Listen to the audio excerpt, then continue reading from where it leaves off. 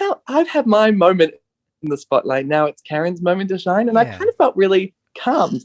And with that. You're just such a nice person, Anita. I can't stand it. Can you like say a swear word or something or be really rude? Like, you're just so lovely. I could never. Welcome to Stan Original RuPaul's Drag Race Down Under the podcast. I'm your host, Justin Hill, and this is the podcast where we recap every episode of the Stan Original series, RuPaul's Drag Race Down Under. Now, this week we're going to be recapping episode 4. I can't believe we are halfway there, and I couldn't think of anybody better or more qualified to help me recap it than the one and only Anita Wiglit. Oh, Wiggles! Thank you for joining me. Hello. Oh, thank you so much for having me. And might I say, you look very good today. I love this jacket. Stop your that. teeth are radiating. Literally, the sun is like shining off them today. It is big. I'm dazzled. I love it. Hey, welcome to Stan Original RuPaul's Drag Race Down Under the podcast. Listen, you have been an absolute delight to see on our screens internationally, in Australia, across the world, in New Zealand. You have just been so wonderful. I mean, what if I could describe, Anita Wiglit in a word, I think it would be sunshine. Oh, thank you. I love that. Good. But you can't get it too much, otherwise you might get burnt. I was going to say, I feel like we got to know very much, the Anita Wiglit that I guess we've come to learn and love, and you're very sweet and you're very helpful and you have a great story. But I feel like there was a little bit of a naughty Anita just sneaking in. She was like dabbing her toe in the water and then touching it in and out. Had you have gone on any further in the show, I feel like this kind of like, I feel like an inner feisty, sorceress would have come out of you. Am I right in saying that? I think for me, I think to anyone, there's so many sides of a person. And in a TV land, that it's always sort of you want to project your most positive spirit. And that's kind of what I do day to day. But there's definitely... it's so funny. I've had so many lovely messages from people saying like, oh, it's so nice to see you're so happy and you're not a bitchy drag queen. And you're like, you should hear the things that go on inside my head. Or when the girls aren't listening. Yeah, I feel like if we could like unlock that, people would be like, oh, but we did get to see a little sneak peek of it. And I think it goes hand in hand with doing comedy as well. Mm-hmm. And I think that's why it sort of works well, because I love being nice to people, and I think that they come to expect me to be nice. And when we're on stage and I've got a microphone in my hand, and they're like, "Oh gosh, this is another level." And then they see a little bit of shade from you, and they're like, "Oh, it's actually nice for shade." Absolutely. Yeah. Absolutely. Hey, we're gonna recap episode 4 of RuPaul's Drag Race Down Under. If you don't mind, we're gonna go through it. I would love to hear any stories that you've got, any insights into what happened on the show. So we kick it off by seeing this message on the mirror from Coco saying, "Watch out, bitch." I tell you what, this is this little bit of shadiness that's coming out in some of the queens, isn't it? We've had notes, we've had now messages on the screen. I mean, was it really like that? Because a little bit further on, we see this, Elektra is just getting angry at Scarlett and etc. It's like there's a lot going on there. Was that how it was on set? Yeah, it got really intense in episode 4. The watch out note was amazing. The thing is that nobody could blame me because I have like zero skills of writing. I wouldn't be able to spell watch out, so that was fortunate. But then, yeah, things definitely got heated.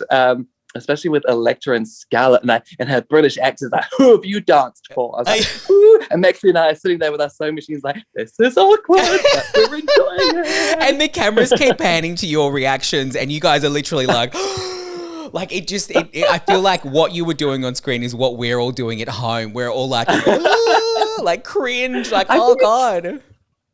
But sure, obviously I can't speak for Maxie, but knowing her now as I do, I'm pretty sure we're the same sort of people where we're kind of awkward situation and sort of anger averse. Uh-huh. So when somebody's so blatantly kind of doing it, it's like, oh, this is not in our skill set, but I want to learn about it. Like, I'm shocked, but I want to listen some more is kind of like how you guys were. You were like, oh, this is some tea, but oh gosh. Right, like swap those sewing machines with popcorn and it would have been the same situation. Totally. Now, we have this saying that said, I think it comes from Scarlett, where she says about sprinkling glitter on a turd. Have you heard of that saying before? Is that something that Kiwis use? I've never heard that, but that is wonderful. Have you heard of polishing a turd? Polishing a turd, absolutely. I feel like this is maybe like a modern day, kind of like twist on it, where you've got a whole bag of glitter and you can just keep sprinkling as much as you like, but it's still going to be a turd underneath. I love that. That reminds me so much of my outfit that I made.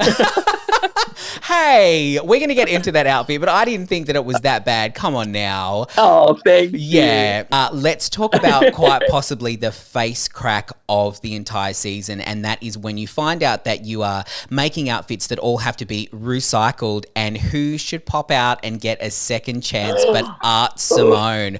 Was that an absolute shock for you, or were you like, oh, I could possibly see that happening? Yes, it was. So in episode 2, when Art went home, it was genuinely so heartbreaking, very emotional, mainly because we know Art, and I've known Art for a couple of years, and I know how much Drag Race is part of her life, and it's been her goal, and she's been at DragCon already, and it's just crazy to see her go is just so heartbreaking because it was somebody's literally I was watching somebody's dreams just crushed. So when she came out of so when she came out of the rubbish, talk about glitter on a turd. But she was, I was part like, yes, Art Simone's back. I'm like, she gets another go, and she so deserves that. But at the same time, I was thinking, hang on a minute. Yeah. I just got rid of her. And I love on top of that, we shared a wardrobe station as well, and I had so much room when she left, and I was all organized and like, damn, she's gonna push her way back into my bloody Art Simone, taking up your makeup stand space. So rude. Totally. It was crazy. It's such an incredible moment. I feel like some people were hoping that Art would come back because, like you said, she had so much talent to show. But then, you just don't know what's going to happen in Drag Race. Like, there's twists and turns at every corner. You just don't know. And Art is back. She served us up a great runway look. She did a great job. That's I guess her a part that she would excel in. So I guess. If you get a second chance like that, take it and run with it, right? Even if you're in heels. Oh, for sure, especially if you're in heels. And so happy to see Art back. Even though if she wasn't there, maybe I'd have scraped through. She probably wouldn't have. Okay, so we'll blame Art for you going home. Let's do that. I reckon that's fair. Absolutely. I think it's fair too. Now we get to see the girls. Maxi reveals, something that we all know about Drag Race, that if you are going to go on the show, you take sewing lessons. Yes. And then we see that you're quite good with a glue gun, which is great. Glue gunner. But we also see that Karen has said she's not really a sewer, and this kind of like sets us up for like, ooh, what's she going to do? I think a lot of us kind of got at that point that she was maybe going to do Chappelle Corby. Was that a reference that you got as well, or were you a little bit like Ru, where it was Chabelle Corgi, or what it was that she said later on? I love that. Well, no, I know Chappelle Corby. I mean, I've been to Bali and I've been afraid, being like, oh no, who put something in my suitcase? It's like, oh wait, I did. Too soon. So I got the reference. But Karen's hard for me to say anything negative about Karen, because she actually helped me with the finishing touches on my outfit, which I don't believe was on screen. She helped me with my bracelets, just kind of helping me those. So I can't be like, oh, she was so nice to me, but she made a shit outfit. Yeah. Well, you can say it, but you can say it with a smile. Exactly. Yeah, and she knows this from a place of love. Her Chappelle Corby was rotten. And there was another thing that Maxi said to me when I saw her out at one of the clubs here the other night, is she was saying how, a lot of you guys were at a disadvantage because of COVID. You probably weren't gigging as much as what you were. I mean, you are luckily from New Zealand and you have Kalutsi, so lucky. You probably were quite lucky to get some, to have more gigs than maybe what a lot of the Aussie queens were. So you could maybe practice your faces a little bit more. But she was saying that, Karen had barely done any drag in the last 12 months. So she was like, you know, how do you come into a competition like that knowing that you're maybe just a little bit rusty? It is so good. Yeah, I think Karen had maybe done drag once in 12 months or something, she was telling me. And it's just crazy. But, you know, honestly, I mean, at the end of the day, she's Karen for finance. She knows what she's doing. Yeah. And it's just a weird time in general. And I don't know, after the season wrapped in New Zealand, there was an outbreak of COVID in Auckland. And then, like, gosh, if this was a day delayed, then they would have gone into lockdown, then would have been delayed, and it was all over the place. Yeah, and absolutely. I keep saying to all of the girls, props to you for producing such a fantastic show in the middle of a global pandemic. Like, honestly, we look at the show and it is all the things that us fans love about RuPaul's Drag Race, with a distinct Aussie and Kiwi flavour. I love, you know, the little nods to both of our countries in the show. And so congratulations. I mean, you've done such a fantastic job at producing such a world-class show. And I think the fans are saying how much they love it and how much they love you. Is it kind of weird to look online and see, you know, people are like, oh, Anita's my favorite. Like, I love Wiggles. Like, you know, she's so happy and she's so great and I love her drag. Is that strange for you to see that? It is so crazy because I mean, because I do drag full time as well as running my the business Calizzi in Phoenix, which is like a cabaret theatre.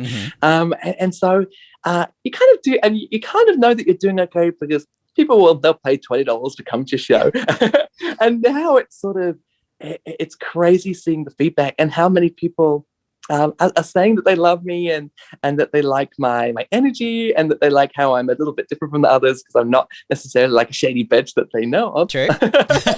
But it's crazy. And what I've been doing, I've actually been like, they say that you're not meant to do this because there might be hate comments, but I always go and like search my name and Twitter and see what people are saying about me. And it's just so overwhelmingly it was overwhelmingly positive, but now they see the outfit I made. Who knows? No, what do you mean? I said the same thing to Coco. I was like, you know, people are loving you online. It's so great to see them embrace, you know, our down under queens like yourself. And you are fantastic and you are very, very talented. And, you know, like having your club and being a business owner.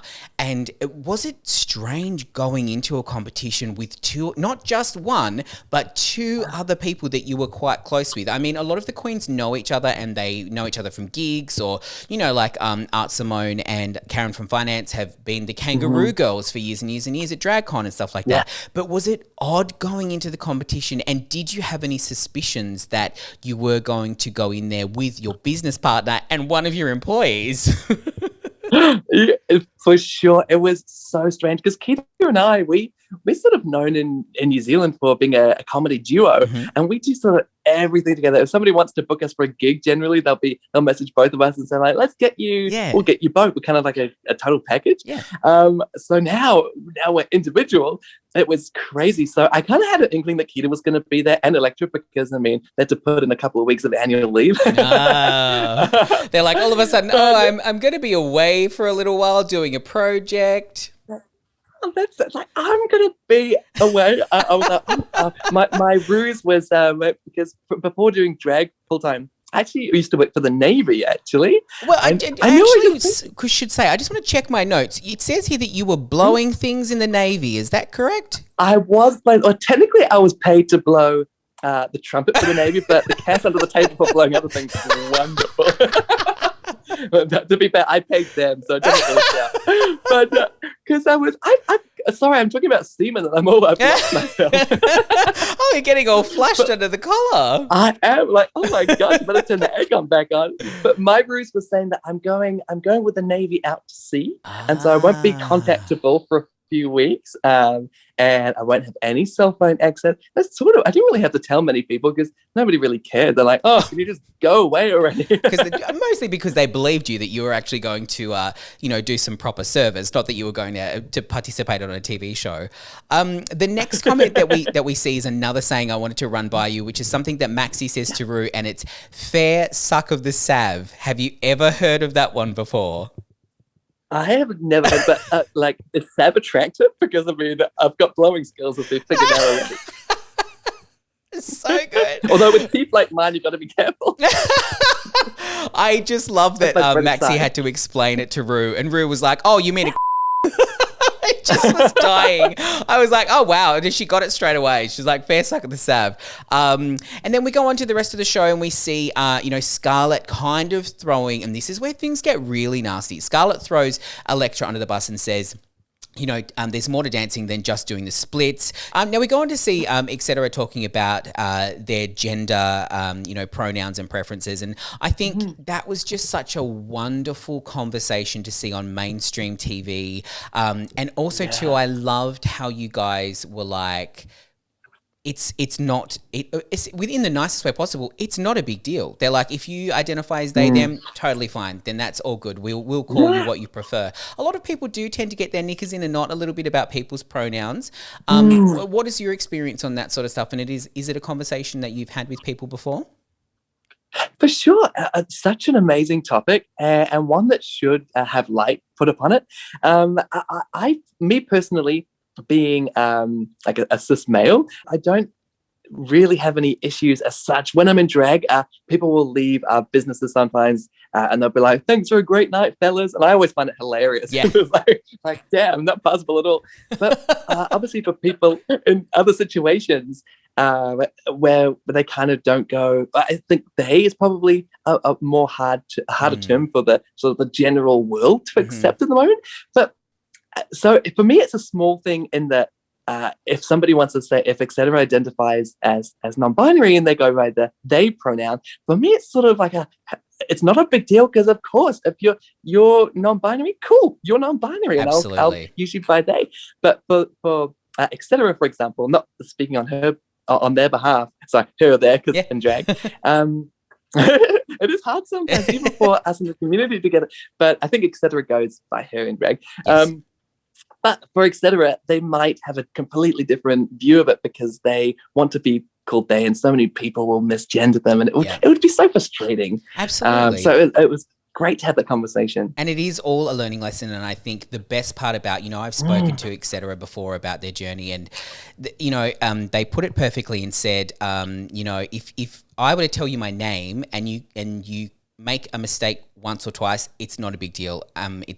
But if I tell you my name and you continually call me by a different name, then there's kind of like a different reason behind it. And I really like to use that kind of like way of thinking about it, because if the person's going to go out of their way to tell you how they feel about something, then you should respect that. And I just loved how you guys, you did handle it. You respected the fact that it was a big thing for etc., but also were like, sister, it's all good. It's not something foreign to us, and we're all good with it. So let's get on to our wonderful, wonderful outfit. So we've got Simone in her pink castle, in her hair, her pink outfit. We have Keita in her ball outfit with the sleeping bag, which you mentioned that you were a bit worried about, Keita, and I was a little bit too. I was like, oh no. And here's the thing, right? Rue did say to you that we've seen your outfit done before, but I feel like more so we have seen Keita's outfit being done before, because a lot of queens have done ball pit, using balls, putting balls on things. There have been challenges where balls have been used. Sure. So I almost was like, I feel like that comment probably should have been more for Keita. Would you agree? I know, for sure. That was one of the things when Rue and Michelle said that about my outfit, my immediate thought was actually Maxi's outfit, which I loved, on a side note. But that material was literally the exact same material was used by Davina De Campo in season 1 of UK when she made the trousers in it. And apparently Electra's ties were used in another season. And then the balls. And I was thinking, well, if that's the only critique, it's like, well, these have also been used. Yeah. Don't put me at the bottom. I know. I was thinking exactly the same. We had etc. with her curtains look, in a vintage kind of look. Very interesting for etc. finally getting some feedback from the judges. And from my perspective, I don't think she took it that well. But you have to kind of go, well, this is your first time of actually getting a critique. And I think she was probably coping with it how you would. Well, it literally was the first time, but some of the other girls had already had critiques. So you could kind of see her in the workroom, in behind the scenes when you guys were talking, she was kind of like trying to process it. For sure. Absolutely. And I knew how she felt because in episode 1, I didn't get any feedback. Episode 2, I was hoping to get feedback, but I was just sort of announced as the winner. And then episode 3 was the first time I kind of got a couple of mentions. So I know what she means. She doesn't know if she's doing well or she's not doing well. And she, I believe, genuinely thought that she would be top, if not a winner, because the outfit was stunning. But it was stunning. I mean, tiny critiques though, right? Like, it was literally like the bottom of it didn't seem finished enough. Like, this is the thing with you girls, is that you are of such high caliber, and I said this about your performances last week. It was impossible to pick who was like the worst performer, because you were all amazing. But this is what Down Under drag is, and this is what the Kiwi queens do, and this is what the Aussie queens do. You are performers. I mean, you have your own club. You have a cabaret club. You know, you are professional performers, and this is what you do. So we are literally talking about the tiniest critiques. And saying that, like, you know, Maxi with her dress, yes, I mean, I think she did a great job, but it has been done before. Tricky outfit, you know, tricky kind of material to use. Then we had Karen as Chabelle Corgi, as RuPaul called her. I love it. I got where she was going with this. I got that she wanted to do a character, but I feel like that was maybe, like Ru said, she was making it too hard for herself, right? I mean, she was trying to have the cake and eat it too. For sure. I think for this one, for this episode, not that I can really speak because I was in the bottom, but being a design challenge, I think it's sort of maybe something a bit arty, something a bit sort of extraordinary, whereas Karen's one was a very cool concept about it. It was a risk, and unfortunately it didn't pay off for her. But at the same time, she got to shed some light on Chappelle Corby, who I think she has a song now, right? And so she'll get a couple of book sales out of it. So it's a win-win situation. You know what? She actually makes resin clocks. So she might sell some more. Clocks? Did she get that idea when she was counting down the seconds in prison? I have no idea. I'm going to assume so. I think she was maybe like thinking about the ocean and the waves, and then she came out and she's like, I'm going to make resin clocks that look like oceans and the waves rolling. I don't know where that came from. I kind of love it. Chappelle, if you're watching this, send Anita and I one of your resin clocks, please. We'd love one. And then we've got I'm so sorry for being offensive, Chappelle. I know you went through something traumatic, but I should have joked about. You never know. She'll probably pop up and be like, I do watch this. I know. I'm so sorry. Now we've got obviously Electra in her ties outfit. Very smart idea, changing it from the kangaroo killer. That was very smart. Scarlett was our winner in her picnic table. Cute little shorts. Great look. I mean, she's a fashion queen. I'm not surprised at all. She did a great job. And then yourself in your burnt book, I loved Ru's comment about how he said it looked like it was the pages out of Michelle's book that you'd used on your outfit. So good, because there's so many copies left on the shelf. Yes. Was it impossible to move around in? Paper's very tricky to work with. I mean, and you literally look like you had poured yourself in there and you were there to stay. Was it tricky to lip sync in? It was, yes, it was. And if you're going to lip sync, it was sort of out of everything. I was like, this is not what I want to lip sync, and it's not what I want to go home. Yeah. It was, actually, you know, I tried to keep that dress, but it was just in a box, and it got so damaged just by sitting by itself. So it was definitely a one-time only. Oh, so did you have like a ceremonial burning of it, or did you like just flick a match? I kind of had like I had a ceremonial dumping it in the rubbish bin at home and being like wheeling out to the drive, like, here goes my hopes and dreams. You did go into your lip sync with Karen, and I mean, you both are fantastic drag queens, and I could not pick it. I was like, I don't want either of you to go home. I want it to be a double save. And you went in and you finally got to do a Minogue song. It was Danny Minogue, Begin to Wonder, such a good one, and such a great lip sync. You guys look like you were just having so much fun. Is that kind of how you approach a lip sync, or you approach some part of the show, or even what you do in your career? Do you just kind of go, I'm just going to enjoy it, and I'm just going to enjoy the moment and see how it goes? Absolutely. For me, lip syncing and performing is as much fun as I have doing it. It's my gift to other people for them to watch and enjoy. So that's kind of why I smile and kind of look at them and try and bring them in. And I think for this lip sync was a special one for many reasons. Firstly, I love Karen, and I kind of had the strangest feeling before we did the lip sync. And it wasn't that I in no way did I give up, but I just thought, now's not my time. And I had the most overwhelming sense of calm. And then we went into the lip sync and did it. And I knew that Karen would be safe, because I knew that I felt that I'd come into the competition and I'd done I've obviously got other things to show the world, which I can't wait to do. But I kind of felt like I'd won Snatch Game. I'd come top in a dancing, singing challenge. I talked about my dad and had like my sob story. Yep. And I thought, well, now I've had my moment in the spotlight. Now it's Karen's moment to shine. And I kind of felt really calmed. And God, you're just such a nice person, Anita. I can't stand it. Can you like say a swear word or something or be really rude? Like, you're just so lovely. I could never. You are an amazing queen, and you have to look at your accolades now. You were the first Down Under queen to win Snatch Game.